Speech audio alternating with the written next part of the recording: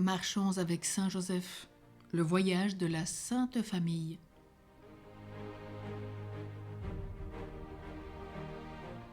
À l'exemple des peintres chrétiens, représentons-nous le voyage de la Sainte Famille pour se rendre en Égypte. Elle traverse un désert où les oasis se rencontrent rarement et à de longs intervalles. Un âne marche, portant les instruments de travail de Saint Joseph. Marie tient dans ses bras l'enfant Jésus. Joseph guide ce cortège que les anges accompagnent invisiblement. Saint Joseph a réuni en toute hâte les outils de son état afin de s'en servir en Égypte et d'alimenter par son travail Marie et Jésus. Puis la pauvre famille se met en marche, seule, sans guide, pour se rendre en Égypte, à travers les 400 milles de distance qui les en séparent. Ayant à passer des montagnes, des voies difficiles et arides, des déserts sablonneux. Oh, quelle ne dut pas être la peine de Saint Joseph dans ce voyage.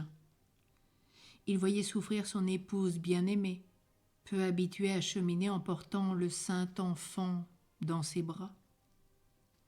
Il le portait tantôt l'un, tantôt l'autre, tantôt Marie, tantôt Joseph. À chaque pas de leur fuite, il tremblait de rencontrer un soldat d'Hérode. La saison était rigoureuse. Le vent et les neiges leur faisaient endurer 1000 privations. De quoi devait-il se nourrir pendant ce long trajet? Peut-être d'un peu de pain apporté de Bethléem, peut-être aussi d'un peu d'aumône qu'on leur avait donné avant le départ. La nuit, où devait-il dormir? Tantôt sous un toit abandonné, tantôt dans le désert ou en pleine campagne, tantôt sous quelques arbres. Sans doute le cœur de Joseph restait uni et complètement uni à la volonté du Père éternel, qui voulait que son fils commençât dès l'enfance à souffrir, afin de satisfaire pour les péchés du genre humain et de chacun de nous en particulier. Mais le cœur si tendre et si aimant de Saint Joseph ne pouvait s'empêcher d'éprouver un sensible chagrin en voyant trembler l'enfant, en entendant les petits cris. Et dans ce froid, l'enfant Jésus, exposé à tant de souffrances, que parfois peut-être même trahissait ses larmes. Par quelles alternatives de consolation et de douleur, allégresse et tristesse, Dieu veut faire passer Saint Joseph, lui aussi à travers joies et peines, comme la Vierge. Grande leçon pour nous tous de regarder l'enfant Jésus, la Vierge Marie et Saint Joseph, son virginal époux. Notre bienheureux Père Joseph s'est sanctifié en acceptant toutes choses avec résignation et conformité à la volonté de Dieu.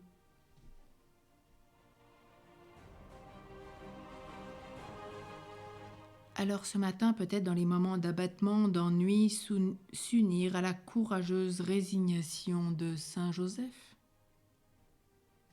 Et comme bouquet spirituel, nous pourrions peut-être retenir que Joseph se leva à l'ordre de l'ange, avec promptitude. Il prit l'enfant et sa mère et il partit en hâte.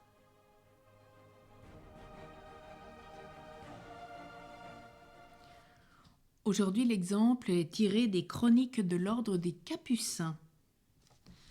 C'est Jérôme de Pistole se trouvait une nuit en voyage dans les environs de Venise quand il eut le malheur de s'égarer. Épuisé de fatigue, il implora le secours de Jésus, Marie et Joseph. Tout à coup, une lumière brillante l'attire vers une petite maison habitée par un vieillard, une jeune femme et un enfant. Il y fut accueilli parfaitement. La nuit se passe et le religieux se réveille plein de force. Mais la maison hospitalière avait disparu et il se trouve dans sa route. Jésus, Marie et Joseph avaient été ses hôtes.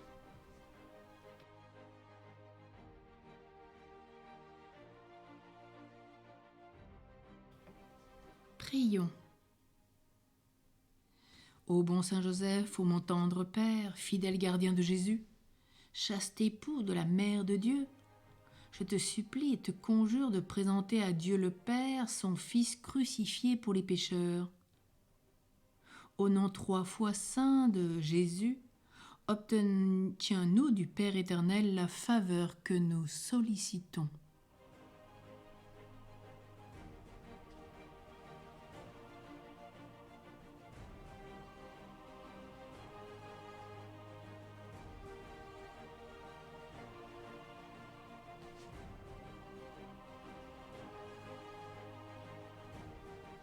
Demandons-lui miséricorde pour tous. Au milieu de tes splendeurs éternelles, souviens-toi des tristesses de la terre, souviens-toi de ceux qui souffrent, de ceux qui prient, de ceux qui pleurent. Que par tes prières et celles de ta très sainte épouse, Jésus réponde à notre confiance et justifie notre espérance. Amen.